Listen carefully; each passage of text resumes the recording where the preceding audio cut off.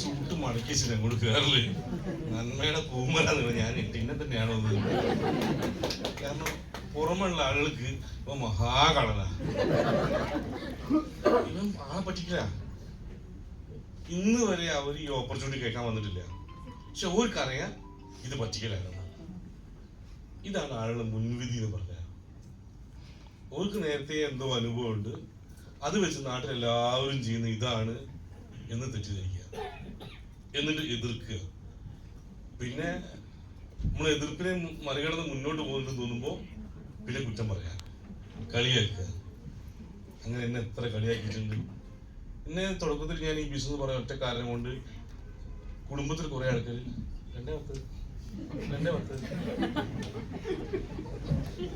കുടുംബത്തിന്റെ ആവശ്യം മരിച്ച പോലെ പോകുന്ന സമയത്ത് ബാക്കിൽ ഒരു സുഖം ഉണ്ടാവും കേൾക്കാൻ. ഹലോ,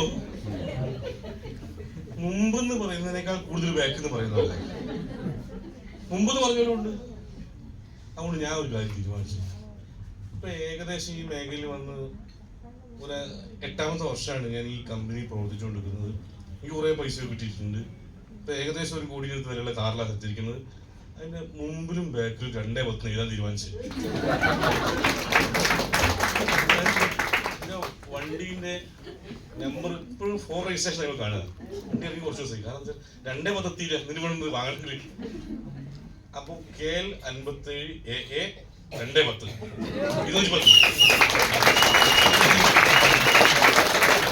പിന്നെ കളിയാക്കിയവരോട് കൊടുക്കാനുള്ള മറുപടി അതാ. ഇനി ഞാൻ എന്നെ തന്നെ വിളിക്കുന്നതായിക്കോട്ടെ, മുമ്പിൽ 210 ബാക്കിൽ 210 വണ്ടി നമ്പർ 210 തന്നെ ഉണ്ടാവുക. എന്നാലും കളിയാക്കുന്നവരാണ് കളിയാക്കൊണ്ടേത്. പിന്നെ പണ്ടത്ര കളിയാക്കലിപ്പോ ഇല്ല. ഇപ്പൊ കുറഞ്ഞ് അങ്ങനെ അവസാനിക്കുന്നുണ്ട്. പിന്നെ അവർക്കൊരു പ്രതീക്ഷയാണ്. എന്നാൽ ഹൈറിസ് എന്ന കമ്പനി പൂട്ടി അതിന്റെ MD-നെ ഓടിച്ചിട്ട് പിടിച്ച് അതേപോലെ എന്നെയും പിടിച്ചുകൊണ്ടു പ്രതീക്ഷയാ പോകും. ആ പ്രതീക്ഷ അത് വെറുതെ വെള്ളം വെക്കണ്ട, അത് നടക്കുന്ന കാര്യമല്ല. കാരണം ഇത് മാന്യമായ കച്ചവടം. മറ്റത് പൈസ വാങ്ങിച്ചിട്ട് ഇന്ന് സാധാരണ ബാങ്ക് കൊടുക്കുന്നതിന്റെ 4-5 മടങ്ങ് ലാഭം കൊടുക്കാൻ അവർ പറ്റിക്കുക.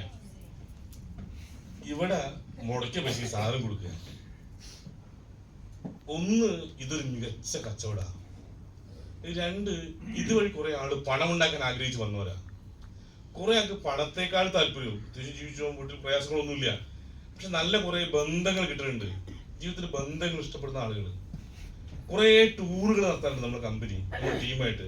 അപ്പൊ കുറെ ടൂർ പോകാൻ ആഗ്രഹിക്കുന്നവര്, നാളുടെ മുമ്പിൽ സംസാരിക്കാൻ ആഗ്രഹിക്കുന്ന, വ്യക്തിത്വ വികാസം ആഗ്രഹിക്കുന്ന ആളുകൾ. ഇത്രയും കാലം ആരും മുമ്പിൽ സംസാരിച്ചിട്ടില്ല. പക്ഷെ ഇപ്പൊ ഈ ബിസിനസ് വന്നതിന് ശേഷം എല്ലാവരും നന്നായി സംസാരിക്കാൻ തുടങ്ങി. അങ്ങനെ പൊതുവെ സ്ത്രീകള് കല്യാണം വീട്ടിൽ പോലും മറ കെട്ടി 2 ഭാഗത്ത് നിന്ന് പുരുഷന്മാരെ മുഖത്തേക്ക് നോക്കത്തൊരു ഇവിടെ വന്ന് 10-100 ആൾക്കാർ മുമ്പിൽ മൈക്കെടുത്ത് സംസാരിക്കാൻ ചെറിയ കാര്യമില്ലല്ലോ.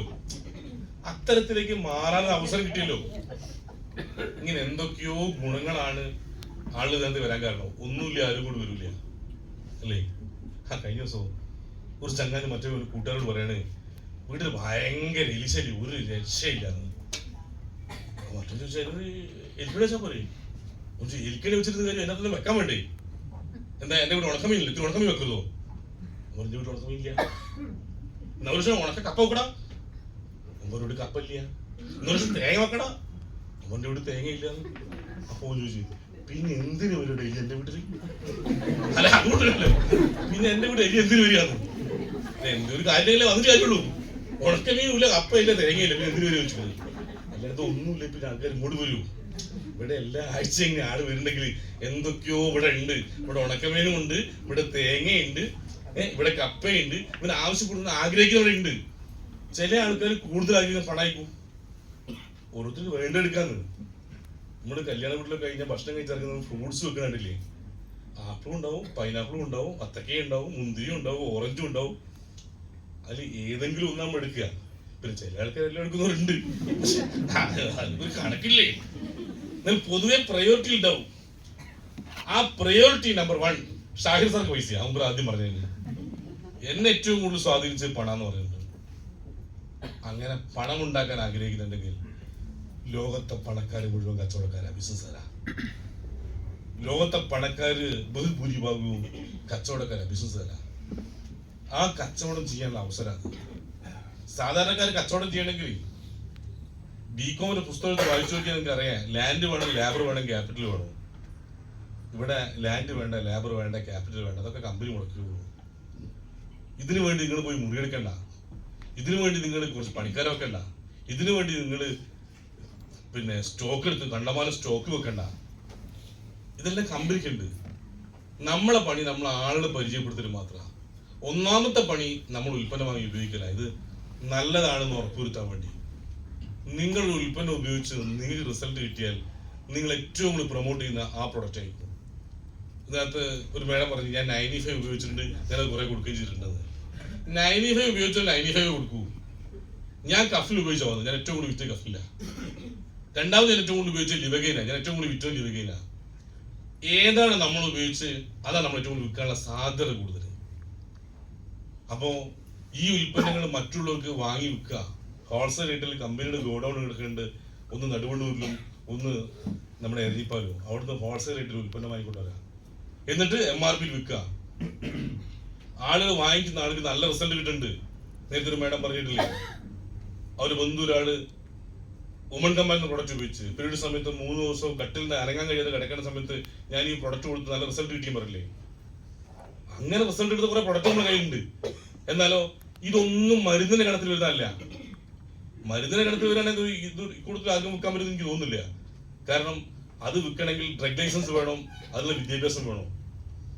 ഇത് സാധാരണ പങ്കജ കസ്തൂരി ഏലാദി ലേഹ്യം ഏലാദി കാൻഡി വിൽക്കുന്നത് പോലെ ഏത് സാധാരണക്കാർ എടുത്തു കൊടുക്കുന്ന വെൽനസ് ഉൽപ്പന്നങ്ങൾ മരുന്നിന്റെ കാറ്റഗറി വരുന്നേ ഇല്ല. എന്നാൽ മരുന്നിന്റെ റിസൾട്ട് കിട്ടുന്നുണ്ട്. അങ്ങനെ ഇനി വരാൻ പോകുന്ന കാലഘട്ടത്തിലേക്ക് അസുഖം വന്ന് മരുന്ന് കഴിക്കുന്നതിനേക്കാൾ നല്ലത് അസുഖം വരാതിരിക്കാൻ ശ്രദ്ധിക്കുന്നതാണ്, അതിനുള്ള വെൽനസ് ഉൽപ്പന്നങ്ങൾ കഴിക്കുന്നതാണ് എന്നുള്ള നിലയിലേക്കുള്ള ഒരു മാറ്റമാണ് ഇപ്പൊ നമ്മൾ ചെയ്തുകൊണ്ടിരിക്കുന്നത്. ഈ വെൽനസ് ഉൽപ്പന്നം ആർക്കും വാങ്ങിക്കുക, ആർക്കും കഴിക്കുക, ആർക്കും കൊടുക്കുക.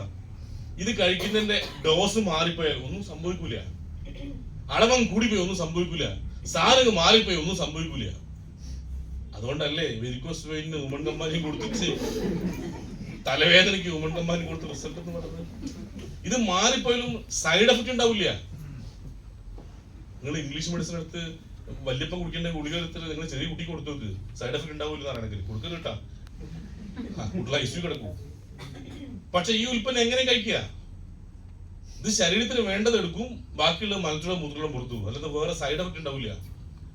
അങ്ങനെയുള്ള വെൽനസ് ഉൽപ്പന്നങ്ങളെ നമ്മൾ കൈകാര്യം ചെയ്യുന്ന ഒന്ന്.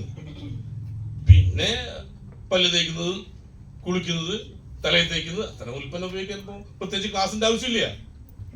ഇതെല്ലാം മികച്ച ക്വാളിറ്റി ഉള്ളതുകൊണ്ട് ഒന്ന് വാങ്ങി ഉപയോഗിക്കാൻ നിങ്ങൾ ആദ്യം ഉറപ്പിക്കാൻ വേണ്ടിയിട്ട്.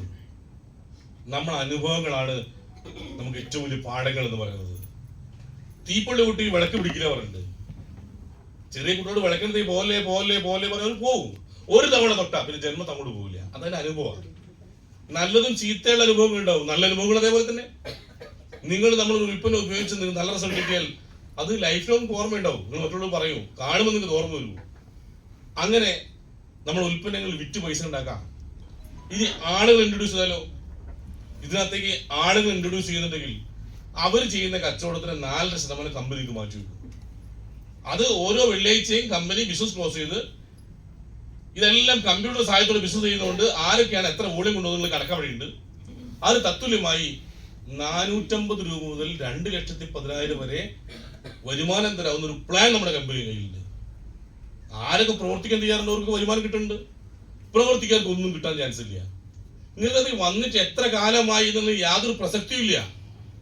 നിങ്ങൾ എന്ത് ചെയ്തു അത് മാത്രമാണ്. ഞാൻ എൻ്റർ ചെയ്ത അതേ ദിവസം എൻ്റർ ചെയ്ത ആള് 1000 രൂപ വരുമാനം വാങ്ങാത്ത ഒരു കമ്പനി ഉണ്ട്. എന്നാൽ എനിക്ക് ശേഷം വന്ന് എന്നേക്കാൾ നന്നായി ചെയ്തവരുണ്ടാവാം. നിങ്ങൾ എത്ര കാലം വന്നു എന്നല്ല, നിങ്ങൾ എന്ത് ചെയ്തു.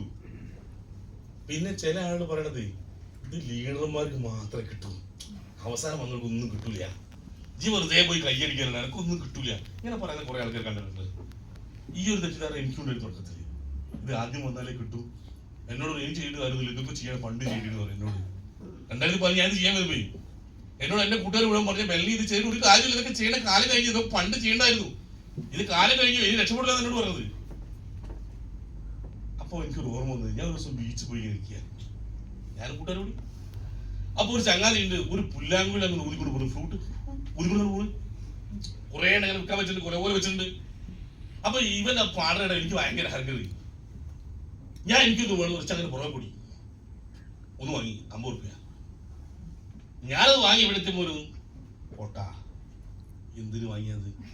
ഓനടുത്തുള്ള പാടുള്ളത് പാടലുണ്ടാവില്ല, എന്നെ പറ്റിച്ചതാ, അടുത്തേക്ക് പറഞ്ഞു. അപ്പൊ എനിക്കൊരു ധൃതിയായി, ഒരു വെപ്രാളായി, വെറുതെ ഇങ്ങോട്ട് പോയോ. ഞാൻ വേഗം എടുത്ത് ഊതി നോക്കി, ഇത് പാടുന്നില്ല. ഹലോ, ഇത് പാടുന്നില്ല, ഞങ്ങൾ പറഞ്ഞില്ലേ? ശരിയാ, ഞാൻ പുറകെ ഓടി, ഒന്ന് പുറകെ പിന്നെ ഓടി.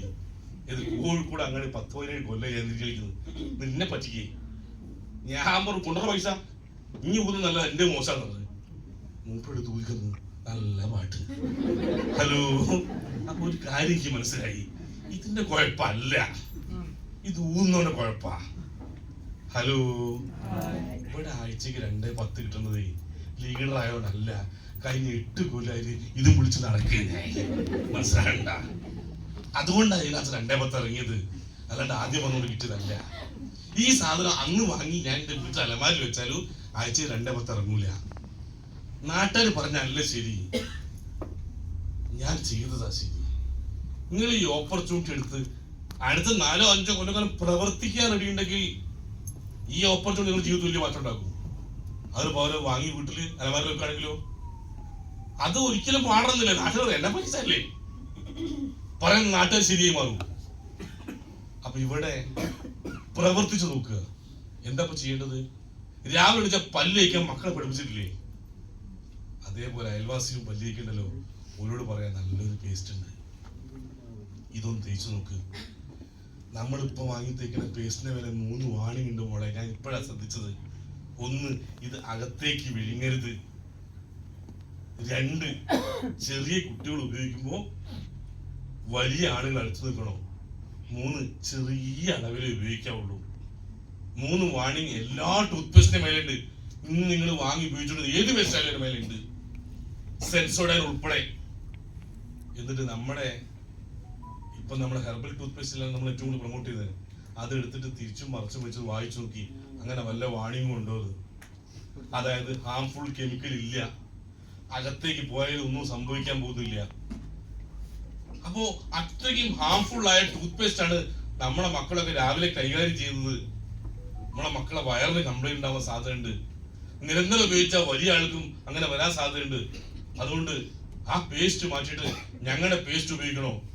സത്യത്തില് അവരെ കുഞ്ഞിന് വരാൻ പോകുന്ന വയറിന്റെ ഒരു കംപ്ലൈന്റ് മാറ്റുന്നതിന് നിങ്ങളൊരു പരിശ്രമം നടത്തുന്നതിന് ആ പേസ്റ്റ് വാങ്ങി കിട്ടുന്ന ലാഭം മാത്രമാണോ? ഒരു പുണ്യം കൂടി കിട്ടൂലേ? ഒരു സുന്നത്ത് കിട്ടൂലേ? കിട്ടില്ലേ?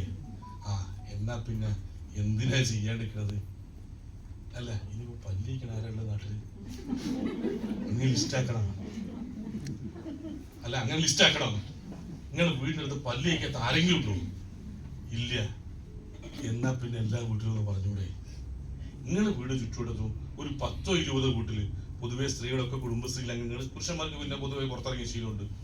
ആ കുടുംബശ്രീയിലെ 10-20 ആളുകളോട് മാത്രം ഈ ടൂത്ത് പേസ്റ്റ് മാറ്റി ഉപയോഗിക്കേണ്ട ആവശ്യത്തെ കുറിച്ച് നിങ്ങളൊന്ന് പറഞ്ഞാൽ 10 പേസ്റ്റ് വെക്കുക, 10 പുണ്യം കിട്ടും. ഇതല്ലേ ചെയ്യൂ?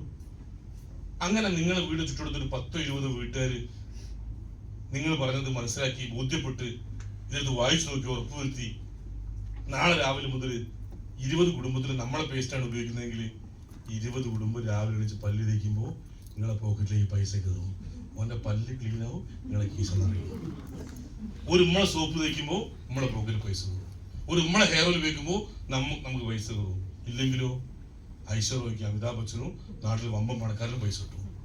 ആ പൈസ സാധാരണക്കാരായ നമ്മുടെ നാട്ടിലെ ആളുകൾ കയ്യിലേക്ക് കിട്ടുന്നത് എന്ത് തെറ്റാണുള്ളത്? ഏതെങ്കിലും ഒരുത്തരം മനസ്സിനോ ശരീരത്തിനോ വേദന ഉണ്ടാക്കിയാണ് പണം ഉണ്ടാക്കുന്നതെങ്കിൽ അത് ശരിയല്ല എന്ന് പറയാം. ഈ നാട്ടിലെ ഹാംഫുൾ കെമിക്കലിനെ അത് ഉപയോഗിക്കരുത് എന്ന് പറഞ്ഞ് പകരം അതിനേക്കാൾ മികച്ചതൊന്ന് കയ്യിലേക്ക് കൊടുത്ത് അത് ഉപയോഗിപ്പിക്കുമ്പോൾ ആ കുടുംബത്തിന് ആരോഗ്യവും നമുക്ക് സമ്പത്തും. എന്ത് തെറ്റതിനകത്തുള്ളത്? എനിക്കൊന്നും മനസ്സിലാകുന്നില്ല. ഇനി ഇതിനകത്ത് എളുപ്പവഴി പൈസ കിട്ടും അങ്ങനെ ആരും വിചാരിക്കണ്ട.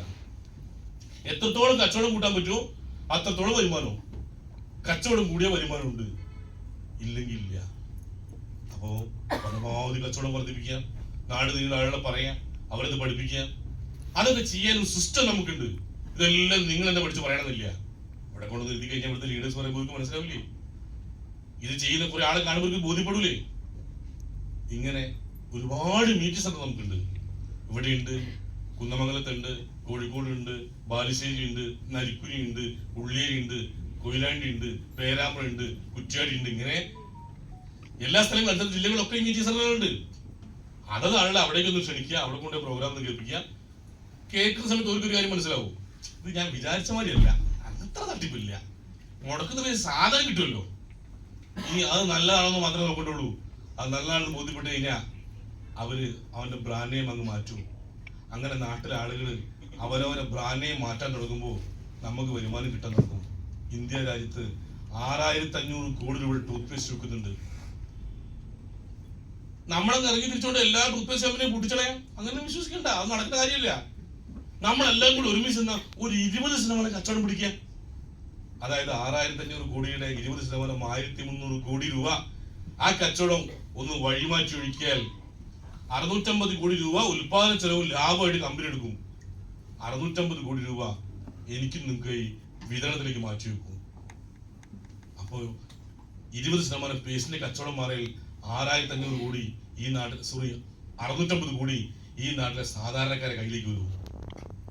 ഇങ്ങനെ ഈ നാട്ടിൽ വമ്പം പണക്കാരെ മാത്രം കയ്യിൽ ഒതുങ്ങിയ ഈ കച്ചവടത്തെ നാട്ടിലെ സാധാരണക്കാരെ മക്കളെ സമാന്തരമായി അണിനിരത്തി ഒരു കച്ചവടം ആരെയും വേദനിപ്പിക്കാതെ പിടിച്ചെടുത്ത് ഈ നാട്ടിലെ സാധാരണക്കാരെ വീട്ടിലേക്ക് ഒരു വരുമാനം എത്തിക്കാൻ പറ്റുന്ന ഒരു ഗോൾഡൻ ഓപ്പർച്യൂണിറ്റി.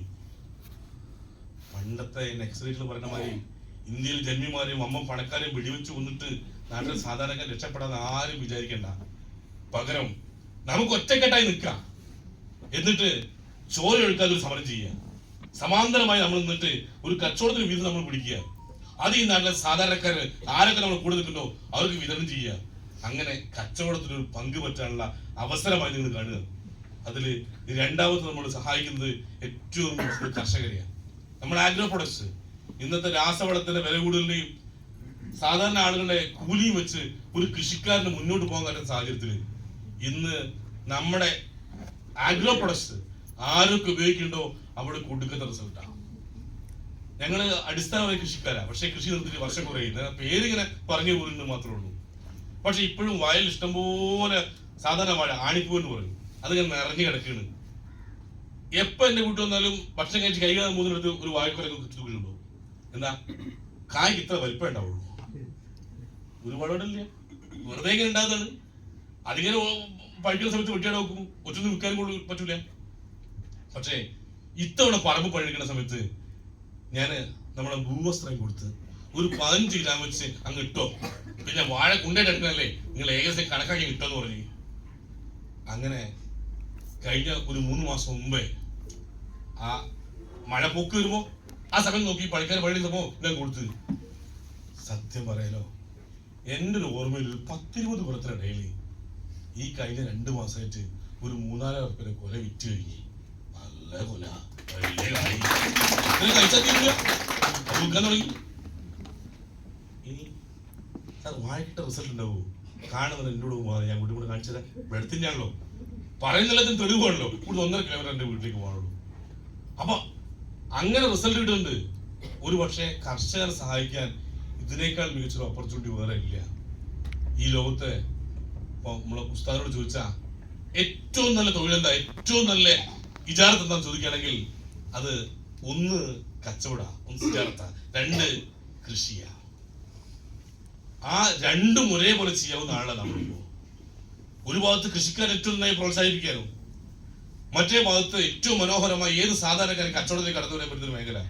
അപ്പൊ ഞാൻ ദീർഘിപ്പിക്കുന്നില്ല, ഈ ചെയ്യുന്നതിൽ പുണ്യമുണ്ടെന്നും അത് സാധാരണ അസുഖം വന്നവന്റെ കണ്ണീരൊപ്പാനും ഇന്ന് വിശക്കുന്നവന്റെ കർഷകന്റെ കണ്ണീരൊപ്പാനും സഹായിക്കുന്ന ഒരു ഓപ്പർച്യൂണിറ്റി ആണെന്നും അത് ഞാൻ മറ്റുള്ളവരോട് പറഞ്ഞു കഴിഞ്ഞാൽ അവരൊരു അവസരമാണ് കിട്ടുന്നതെന്നും അങ്ങനെ നമ്മളാൽ ചില ആൾക്ക് രക്ഷപ്പെടാനുള്ള ഒരു അവസരം ഉണ്ടായി കൊടുത്താൽ ദൈവം നമ്മളെയും രക്ഷപ്പെടുത്തുന്നുള്ള ഒരു ചിന്തയോടെ പ്രവർത്തിക്കാൻ നിങ്ങൾ തയ്യാറാണെങ്കിൽ ഈ ഓപ്പർച്യൂണിറ്റി എൻ്റെ നിങ്ങളൊക്കെ തലവര മാറ്റി വയ്ക്കും. ഇത് ഒരു 7 വർഷം മുമ്പ് എനിക്ക് ബോധ്യപ്പെട്ടു, എനിക്ക് അന്നേ ഇത് ബോധ്യപ്പെട്ടു. നിങ്ങളുടെ അറിയത്തിൽ വൈകിട്ടുണ്ട്. പക്ഷെ ഇനി അങ്ങോട്ട് 5-10 കൊല്ലം കഴിയുമ്പോൾ അടുത്ത തലമുറ പറയല്ലോ, ഓ നിങ്ങളൊക്കെ 10 കൊല്ലം മുമ്പേ വന്നവരാണില്ലേ. അപ്പൊ വരാൻ പോകുന്ന 2034 ഞാൻ നിങ്ങളൊക്കെ ആയുസോടെ ഉണ്ടെങ്കിൽ അന്ന് തലമുറ പറയല്ലേ, ഓ നിങ്ങളൊക്കെ വന്ന് 10 കൊല്ലം കഴിഞ്ഞില്ലേ, അന്ന് വരണ്ടിയിരുന്നു. ഹലോ, അന്ന് ഈ ഇരിക്കുന്ന ഓരോ കസേരകൾക്കും ഞാൻ ഒരു കോടീശ്വരിയാണ് താങ്ങിയിരുത്തുന്നത്, അഭിമാനിക്കാൻ കഴിയട്ടെ എന്ന് ആത്മാർത്ഥമായി പ്രാർത്ഥിക്കുന്നു.